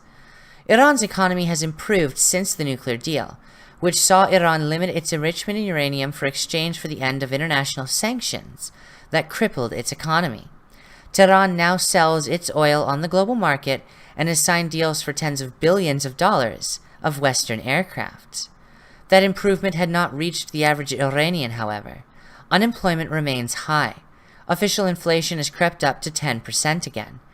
A recent increase in egg and poultry prices by as much as 40%, which a government spokesman has blamed on a cull over avian flu fears, absolute bullshit, appears to have been the spark for the economic protests. While the police have arrested some protesters, the Revolutionary Guard and its affiliates have not intervened as they have in other unauthorized demonstrations since the 2009 elections. The economic protests initially just put pressure on Rouhani's administration. And finally, from today, more warnings came out against protesters, which only sparked further anger within these protesting groups. The Iranian government warned people against further protests on Saturday after 2 days of demonstrations sparked by anger over an array of economic problems. We call on all those who receive these calls to protest not to participate in illegal gatherings, as I read earlier. State news channel Iranian said that it had been banned from covering the protests that spread from the second city Mashhad on Thursday to hit several towns and cities. The protests initially targeted economic problems, but quickly turned against the Islamic regime as a whole. U.S. President, skipping ahead, media coverage inside Iran focused almost exclusively on pro-regime rallies held on Saturday to mark the defeat of the last major protest movement in 2009, which hardliners call the sedition. However, another sedition does appear to be coming because with every fucking crackdown, this protest group gets larger. Iran doesn't normally address counter-protesters in the news. This is something very important to recognize. Iranians tend to only get the best angle that the state-run media provides them. I mean, Iranian news can't even be equated to RT, which, while occasionally receiving pressure from the Russian government, is allowed to speak freely and allowed to speak on any news topic they want, only at worst having videos requested be taken down if they paint the president or other important figures in a bad light, as with the Putin clown picture from last year, for example. No, this outright bans the discussion of these things. So if the Iranian news is saying these protests are happening and you shouldn't take part because you're committing a crime, that means that they've gotten so bad they have no choice but to address them directly. There were even chants in favor of the monarchy toppled by the Islamic Revolution of 1979, while others criticized the regime for supporting the Palestinians and other regional movements rather than focusing on problems at home. Footage showed thousands gathered in the city of Rasht, Hamadan, Kermanshah, Qazvin, and elsewhere, with police responding with water cannons. Officials were quick to blame outside forces for the unrests. Nonetheless, officials warned against dismissing the public anger seen in recent days. The country is facing serious challenges with unemployment, high prices, corruption, lack of water, social gaps, unbalanced distribution of budget, wrote Hesamuddin Ashena, culture advisor to President Hassan Rouhani, on Twitter. People have the right for their voice to be heard. This is an amazing step forward for Iran, for someone to say that. Don't be surprised if that man ends up hung at the instruction of Ali Khamenei. There have been particular angers at welfare cuts and fuel price increases in the latest budget announced earlier this month. Since the 2009 protests were ruthlessly put down by the Revolutionary Guards, many middle-class Iranians have abandoned hope of pressing for change from the streets. But low-level strikes and demonstrations have continued, often on a sector-by-sector basis, as bus drivers or teachers or workers from specific factories protest against unpaid wages or poor conditions. Some of this week's protests were directed against financial scandals linked to unauthorized lending institutions, which collapsed with the loss of hundreds of thousands of accounts. Payam Parhiz, editor-in-chief of reformist media network Nazar, that broke the news of Mashhad protests, said they were more focused on the economy than those in 2009, which were sparked by allegations of election rigging. Then they were middle class, and their slogans went beyond economic matters to things like cultural liberties, he told AFP. Today, the concerns are economic. There are people who have lost their life savings. They will protest until their problems are resolved. Since taking power in 2013, Rouhani sought to clean up the banking sector and kickstart the economy, but many say progress has been too slow.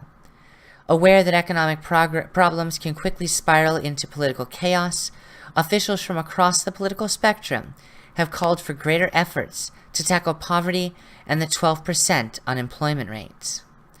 Solving people's economic problems is the chief priority in the country, tweeted Ebrahim Raisi, hardline cleric defeated by Rouhani in May's presidential election. So we're going to be seeing a lot of unrest coming out of Iran in the coming months. I don't suspect that these protests are going to be able to move forward. However, reformists within the country, as there are able to be reformists, thankfully, are going to be pushing into political positions, and we might even see some pushing for the removal of the supreme leader, Ali Khamenei, which would benefit Iran better than anything else. Alright, so I've got one more story for you guys. Well, technically two, but the one major story and then one thing I just want to remind people of. So we're going to get through that really quickly. I want to do a quick thank you to everyone in the audience so I don't forget it. But thank you all so much for showing up. It's so amazing having you people here. We've got a really good show going on. One of my best this month, it looks like. Thank you all so very much for coming out and sticking with me. I know this is a long show, but there's so much to cover before the beginning of the new year, and I want you prepared with news, with information that will assure that you know what's coming on an international scale. And while I can't cover absolutely every story, I'm very glad to be sharing what I consider the most important to consider right now. And just like me, there are others who find it very important that you have the truth in the as we approach the new year, like Judicial Watch. Now, this is absolutely amazing. This is a topic I have been on for the entire year, and I think is amazing that it's starting to be wrapped up now. This, of course, being the subject of Clinton's email server and the 30,000 emails that she completely deleted and lost. Or, well, we thought they were lost, except the fact of the matter was they were on Wiener's laptop, as I said months ago, the entire time. From Judicial Watch. Judicial Watch revealed today that the U.S. Department of State admits that it received 2,800 Huma Abedin work-related documents from the FBI that were found on her estranged husband Anthony Weiner's personal laptop. This, of course, is the personal laptop that was seized by the FBI after Anthony Weiner had been found to be texting his penis to 15-year-old girls. Abedin was former Secretary of State Hillary Clinton's Deputy Chief of Staff. Weiner is a disgraced former congressman and New York mayor candidate who recently pled guilty to transferring obscene material to a minor. Abedin kept a non-state.gov email account that she used repeatedly for government business on Hillary Clinton's notorious email servers. The revelation was produced in a May 5, 2015 lawsuit Judicial Watch filed against the State Department, Judicial Watch Incorporated versus the U.S. Department of State, number 1-15 CV 00684. That number will matter in just a minute.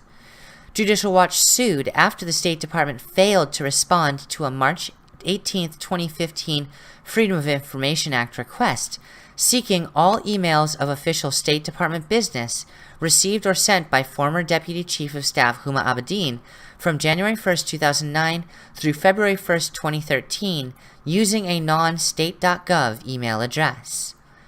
In accordance with a court-ordered production of documents, the State Department's court filing states, the State Department has identified approximately 2,800 work-related documents among the documents provided by the FBI.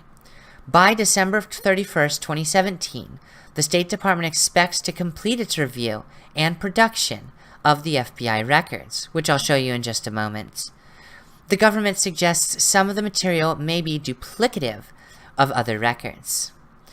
This is a disturbing development. Our experience with Abedin's emails suggests these Wiener laptop documents will include classified and other sensitive materials, said the Judicial Watch president, Tom Fitton.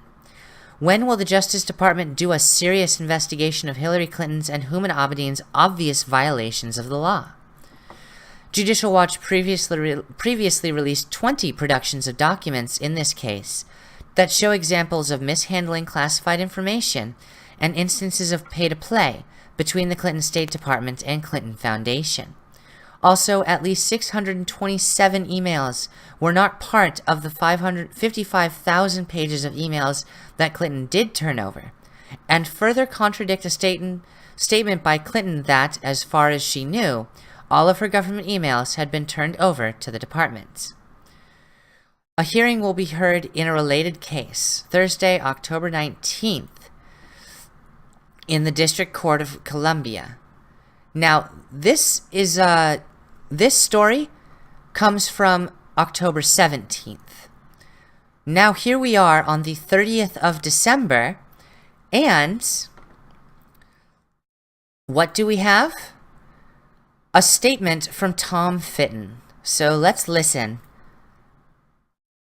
Hi, Judicial Watch President Tom Fitton here with breaking news. Thanks to Judicial Watch litigation, we now know that classified information from Hillary Clinton's email server has been found on the laptop of Anthony Weiner, the disgraced former congressman from New York who was married to Clinton aide Huma Abedin. The fact that classified information from Clinton and Abedin have been found on Weiner's laptop shows the urgent need for a criminal investigation, a serious one, by the Justice Department.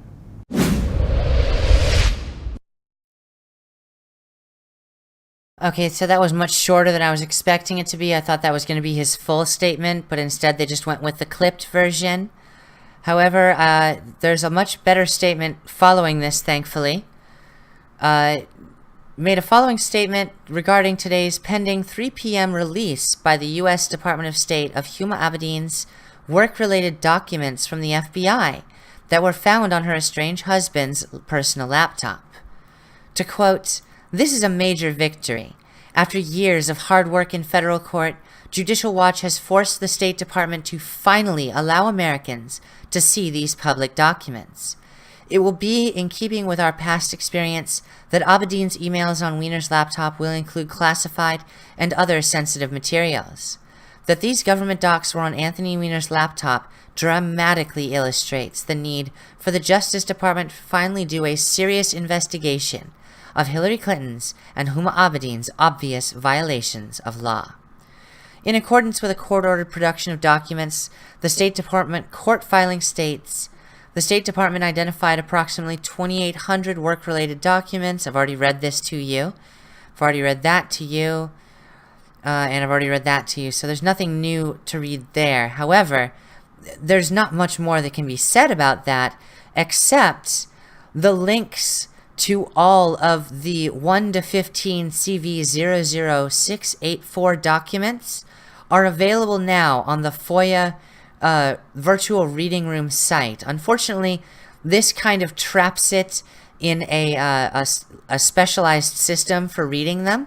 And there are over 267 pages at 20 emails per page to go through, and I still haven't gone through all of them. However, thankfully, our friends over at 8chan have done an amazing job of sorting through and linking to all of the articles and all of the emails here. And in my free time, I am going to be going through every one, as I did with the WikiLeaks documents from 2013, 2015, and 2016, to find every bit of connecting pay-to-play, every connection with corruption and other forms of criminal action, as well as to find the acts in which they basically, it's a crime to possess classified material if you do not have the clearance. And Anthony Weiner never had the clearance for these things, nor was Anthony Weiner's laptop declared a place that Huma Abedin could manage such documents.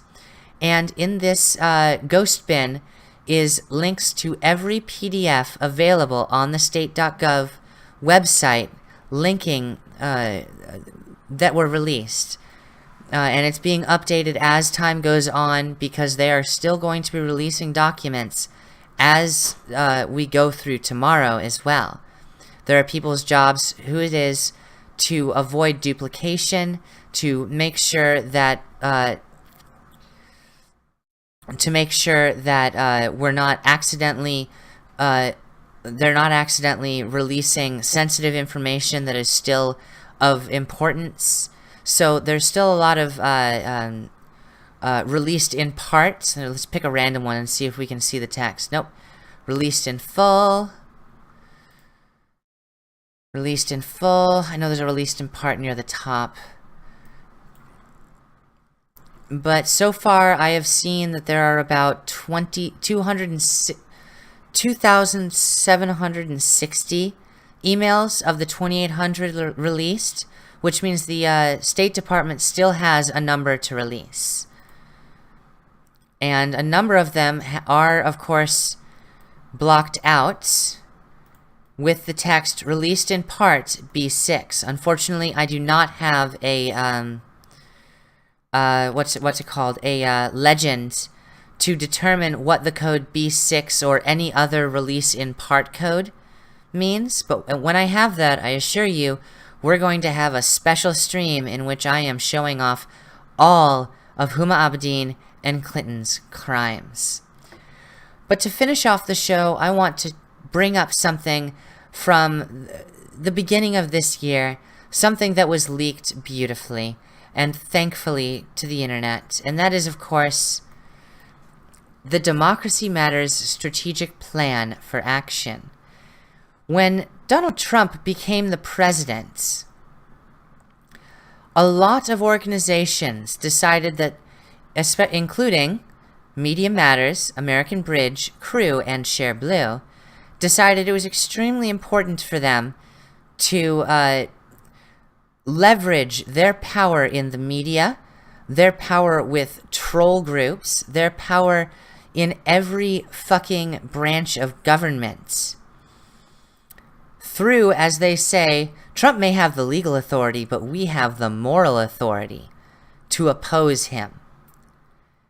And this document, which is linked below, details in heavy detail what Share Blue and Media Matters have been doing across the last year and will continue doing, will push harder for in the year to come, in a manner of essentially blocking out right-wing quote-unquote propagandists on social media and the higher levels of government, exerting control over Google and Facebook so that they uncritically and without uncritically and without consequence host and enrich fake news sites and propagandists, and of course attacking toxic alt-right social media-fueled harassment campaigns that silence dissents.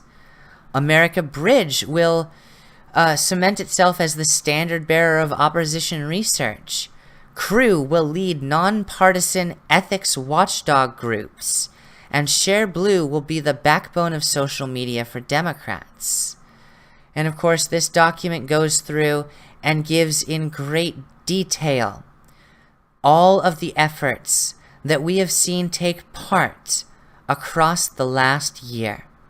And it's absolutely fucking horrifying. So before we get into 2018, I highly recommend you give the confidential memo on fighting Trump, the Democracy Matters strategic plan for action, a read and understand what is going on in the media and why it is all of the news that I talk about needs to be dug from the corners of the internet and doesn't seem to have a place on Google News or on the front pages of the New York Times or CNN. The reason is, it's more important to defeat Trump than it is to appropriately report on the news. And this is exactly why, in the coming year, and I hope for years to come past that, I will still be here every week, presenting my news stories, talking to y'all, reading what you have to say in the chat, because I am reading it and I do love it. I do love having you guys here. Because there's nothing more important to me than being sure that people are informed. This is all we have, is information. In the modern day, information is power. And if the information you're being fed is meant to anger you, to make you think you're disempowered, to make you think that you need to be afraid of the terrorists, or that Donald Trump is a monster, or that the right wing is taking over, then that is not news you can use, because you have agency, you have strength, and dare I say it, you have a friend in me who finds it more important to discuss the truth than to be right.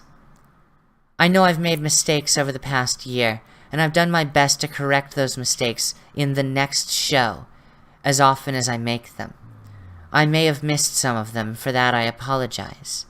But I'm going to continue being here every Saturday, and hopefully I will be able to make the time to be with you guys with gaming streams and news clippets through the middle of the week to bring you guys more content and cover more of what's going on, as a 2-hour news show on Saturdays can only encompass so much. But for now, I want you all to go out and have a wonderful, beautiful new year, and celebrate, as the Chinese would call it, the Year of the Earth Dog. Because I fucking love dogs. And it's time we stop worrying, stop stressing about these things, and just be fucking happy. It's time for a new year. It's time to set our resolutions and succeed at them or fail them. But regardless of what happens, we gotta try, because that's what we're here for. Thank you to Kaho-chan and Danica Lee, to Self-Sealing Stem Bolt and Eitan R, to Arakin, Green Moon, and Michael Morris, Kevin Berktula, and J. Will Series. Thank you to Stan Ulch, and am I missing anyone in the chat? It doesn't look like it. Akias Keith. Thank you all for showing up, and I hope you have a wonderful New Year's. Mwah. Bonsoir.